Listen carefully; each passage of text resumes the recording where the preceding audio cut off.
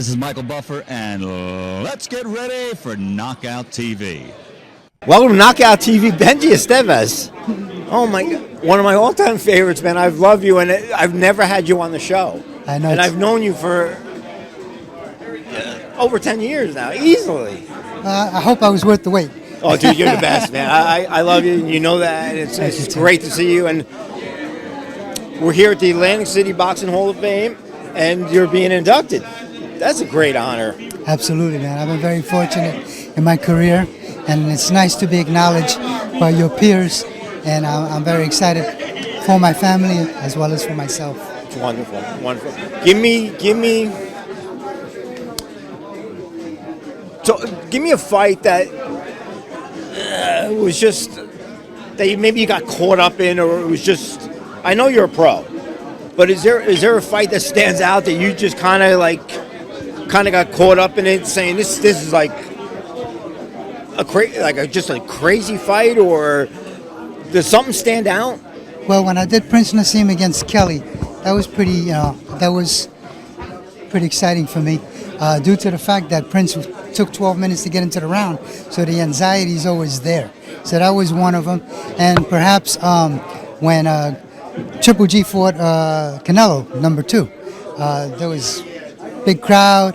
And, you get excited, but once the bell rings, it's like everything goes away. But, yes, you always feel that little anxiety. Yeah. And I'm always nervous. I don't show it until that bell rings. Then once that bell rings, hey, this is what I'm. Right. This is what I do. Right. Exactly. It's like the fighter. Like once he throws that first punch, okay, game on. Amen. It's game on. Do you have a ritual that you go through before a fight or that day? I mean, it's not like you're fighting. You got to have that chicken's dinner, One of the things that I do is I try to stay light. I don't work out in the day of the fight, because you don't know if you're going to get a tough fight or if you're going to get, a short fight. But you always want to prepare yourself for the long-term fight.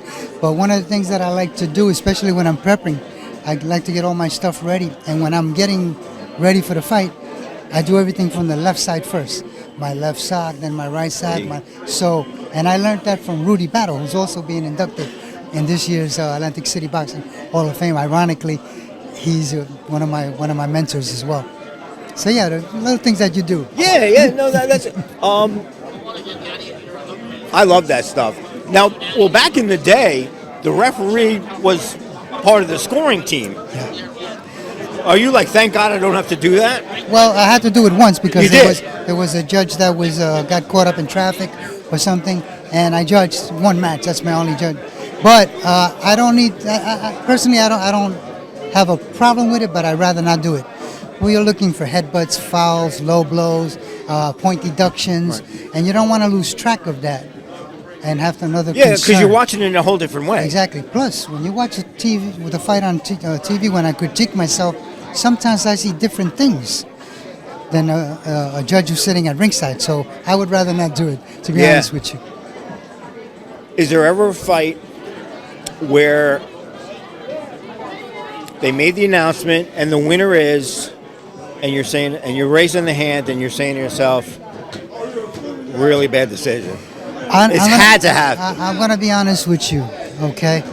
I really don't pay attention to that because as a referee, I am looking at different things. Okay, gotcha. So I've never, honestly, I've never that felt makes sense. that way. Just like you said. Maybe subconsciously, right? But never where I could say, oh yes, that particular fight. Okay, that makes, because I asked Michael Buffer that, and because he's got to announce it, and he's looking at it and saying, I don't know if I can say this. This crowd's going to go crazy on me. But you're right. Yeah, you're looking at it in a total different way. Yeah. So that's interesting. Because I remember, I interviewed Arthur McCanny. I spoke with Arthur McCanny, and he's, the legend, Arthur McCanny. Yes. And what about, he told me that Ernie Shavers hit the hardest. Now, you see that. Okay. Now, give me your take on that. Like, I'll give you 2. I'm sorry, I didn't mean to interrupt. No. Heavy-handed fighters. Trinidad, and believe it or not, Prince Nassim. Really? When you shake a guy's hand, and you feel the weight, and that's what I felt when I shook Prince Nassim. You give him the instructions, you wish him good luck, and you feel that weight. Yeah. Yeah. So those 2 guys had, and they were punchers. Yeah. Yeah. So yes, What? Okay. Yeah. Anybody? What about like lightning speed? I mean, again, you're watching different things, but is there somebody that you're like, holy crap, this guy's good, or but like I said, you're watching it differently. Yeah, well, I've seen fighters that I thought, because I see a lot of fights at ringside, like Devin Haney. He reminded me a lot of young Sugar Ray Leonard. When Leonard first came up, he didn't have a chest. He wasn't built up yet, but he had speed in his movement, his head movement, and the way he moved around the ring. But as far as in the ring, Cotto impressed me a lot. What a tough guy. Yeah, because he was tough, and yeah. he was a natural left-hander that fought as a righty. So he was another one that hit very, very hard. So he impressed me a lot early in his career and till the end of his career as well. Bernard Hopkins, to me, he's the consummate professional. He could slug you, he could box you. If you're very green as a referee, he can abuse you as well. Yeah, but he always that. respected me, and I have to say that. But to me, he's the consummate professional. Always has been. I love Bernard. Yeah. I love Bernard. Benjy, so great having you on here, man. It's always good to see you. And thanks for finally coming on Knockout TV. You've been shunning me for over 10 years. No, I'm only joking. I love you. And it's a pleasure. And again, congratulations on being inducted into the Atlantic City Boxing Hall of Fame. It is a wonderful weekend. It's a wonderful weekend. And thank you for having me. Oh, it's Appreciate a pleasure. Welcome to Knockout TV, Kenny Bayless. Did you fight as a kid? I was never a fighter. I was an athlete. I played a little basketball, became an All-American in track and field. Really? Yes. Where'd you go to? Where's that? Out of where? Out of California. I went to a little small Division II school called Cal State Hayward, but they've, over the last 10, 15 years, they changed the name to Cal State East Bay, which is up north in California. And you were an All-American? I was an All-American, me and my twin brother in the 400 meter relay. Oh, that's wonderful. Yeah. Oh, that's great. Yeah. So how'd you get into boxing? I always loved the sport, growing up watching Muhammad Ali, but it wasn't until I moved to Las Vegas and I went to my first Ali fight back in '72 when Ali fought this guy by the name of Joe Bugner. Oh, and yeah. I fell in love with the sport from that point on. Yeah. Yeah. And how did you turn that love into getting into the ring and refereeing? Well, first I got into the amateur program as a judge. I knew nothing about refereeing. So I got in as a judge. I said to myself, well, how difficult is that? You sit there and watch a fight. And the very guy that's getting inducted, Jerry Roth, was the guy that said to me, hey, Kenny, you're in pretty good shape. Why don't you try refereeing? And my first thought was, no, I don't want to get in there. I don't want to do that. And I thought about it and I said, well, why give it a shot? So I talked to Richard Steele, who had just recently moved to Las Vegas and was doing some of the major fights. And I asked him, could he show me the art and skill of refereeing? And he did. And here I am today. Wow, that's a mentor. Richard Steele, that's a great mentor. Yes, sir. They don't get much better than that. Yes, sir. Exactly. Give us at Knockout TV the biggest fight that you had to step in the ring and handle. Well, the biggest fight, which was just a couple of years ago, 2015, when Floyd Mayweather fought Manny Pacquiao. That fight goes down as the biggest watched, viewed, pay-per-view fight ever. But there's been many, many more. I've done many of Floyd Mayweather fights as well as Manny Pacquiao fights.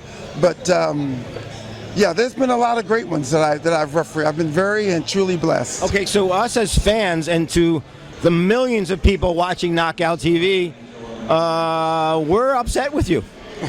We are very, very upset with you. Did you bring the bicycle into the ring for Mayweather? Mayweather has a style that I know that a lot of people don't like.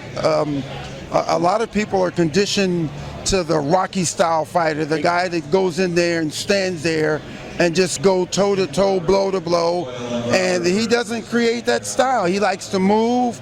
He likes to he's more of a defensive fighter than an offensive fighter, and I can't knock him for that, for the simple fact that people enjoy the fights of today, but what happens later to these guys that get in the ring and take headshots after headshots?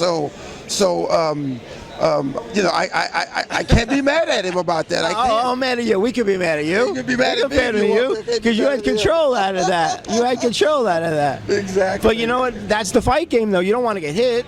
So obviously, but all right. So you've been in the ring with these. Who's the best that you've been in the ring with? Well, there's been a lot, and there's different types. So and not only have there been a lot. It's been the time of year that they fought. Like, I was an inspector with the Nevada Athletic Commission before I became a referee, and I saw Mike Tyson. I was in Mike Tyson's corner and dressing room the night he became the youngest heavyweight champ. Miguel Cotto, I mean, Oscar De La, I've been in with a lot of them, and during the peak time of their career, they were the best. At the peak time of their career, but you know, as it happens, they get a little older, they keep fighting, and that drama of watching them when they were young fighting as opposed to old fighting kind of passes. Then the new era comes in. And then the new era comes in, exactly. And then the new era comes in. Yeah. But we're going to talk a lot when we come across you. You're an absolute gentleman. It's a pleasure meeting you, Kenny. Thank you very much. It really is a pleasure meeting you. Yeah. And Kenny Bayless, thank you so much for coming on KnockOut TV. It's been an absolute pleasure. Anytime for you, my friend. I absolutely thank you for that. You bet. It really means a lot. You bet. Kenny Bayless, thanks for coming on KnockOut TV. Thank you. Keep fighting. Thank you very much. 2011 Hall of Fame inductee. How wonderful is that? Well, you know, it's a great honor, it's a privilege to be part of this great class. 2011 with Mike Tyson, Julio Cesar Chavez, Costa Sioux, Ignacio Bernstein, Julio Cesar, Sylvester Stallone, and I just said Julio Cesar Chavez. It's a great class, and you know, I still cannot believe that I'm part of this class. I mean, I put in my years in boxing, and I never thought I'd get in as an inductee, and it happened, and I'm just thrilled about it. I could see it. Yeah. That smile on your face is so deserved. Now let's talk about some of the fights. Holyfield Bow. Holyfield Bow 1 and 3 that I refereed. There were two great fights, especially the first one. You know, that was a fight to be remembered for many years because they keep showing that on boxing classics. Do you have a favorite fight? No, when you're in the ring, first of all, you how do you see it? I mean, as a professional, obviously. I mean, is it tough to kind of separate being a pro and just watching a fight? Well, you know, as a referee, my duty is to monitor the fights, and my job, first and foremost, safety of the fighters. So I really cannot enjoy a fight like a regular fan does. Yeah, I love boxing, but I'm not I don't think like a fan. I have to think like an official. So I look at it from a referee's perspective a lot different than the regular fans. I work my fights without any emotions, whereas the fans get involved with emotion because they have a favorite fighter or a favorite style or something, and I got to stay away from that. It's a very fine line. I try to explain to the fans that as a referee, it's not an easy job because I love doing the refereeing the fights, but I can't really enjoy it until I get home and watch it on TV. But it's a weird feeling, but it's a great feeling. Now, when you go home and watch it, I should have done this, I should have done this. I mean, you're great. This is why you're here in the hall. So no regrets as far as that goes. Well, you know, the referee, I tell the referee, don't second guess yourself. You make a decision, live with it, stick by it, because when you make a call, that's the way you saw that precise moment. You can't change that.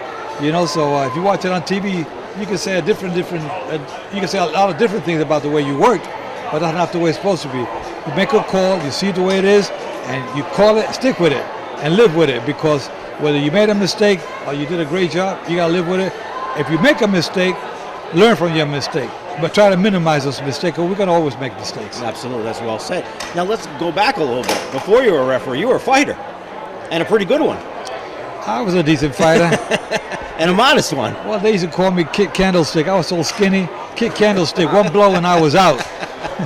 No, you had a very, very great amateur career and a great pro career. Exactly. I had 18-1 as a pro and 43-2 as an amateur. I won 6 Golden Glove championships in New York, the Easterns, the Nationals. That's not bad. So I did okay. And when I was 18, I turned pro. And how long after did you retire, after your pro career? About 7 years after I retired, actually 6 years after I retired from my last professional fight, I became a referee. What side do you prefer? You prefer putting on the gloves or keeping the gloves off? Oh, I like keeping them off for now at my age.